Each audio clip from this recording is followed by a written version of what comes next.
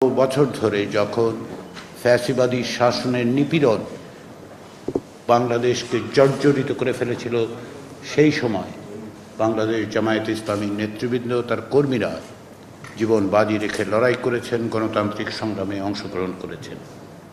বিচারিক এবং বিচারিক প্রক্রিয়ার বাইরে বিচার বহির্ভূতভাবে আপনাদের কর্মীরা, আপনাদের নেতৃবৃন্দ নিপীড়নের শিকার হয়েছেন, অত্যাচারের শিকার হয়েছেন।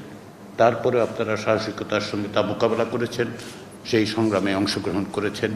সেই জন্য আপনাদেরকে অভিনন্দন।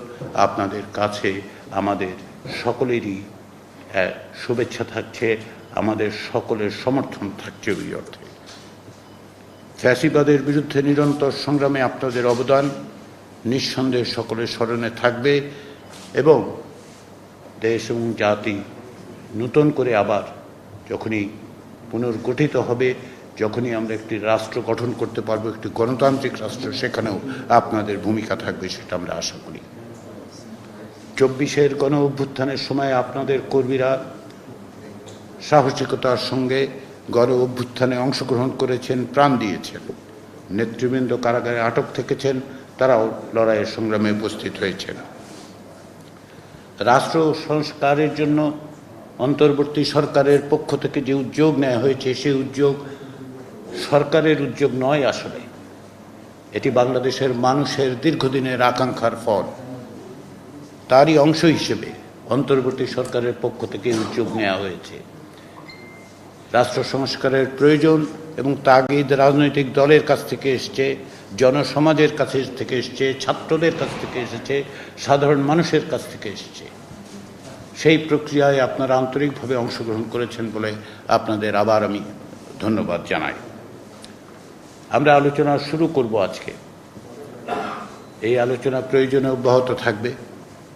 আমরা অত্যন্ত দ্রুততার সঙ্গে একটি জাতীয় সনদে উপনীত হতে চাই, কিন্তু একই সঙ্গে এটাও স্মরণ করা দরকার যে এক ঐতিহাসিক মুহূর্তে আমরা আছি।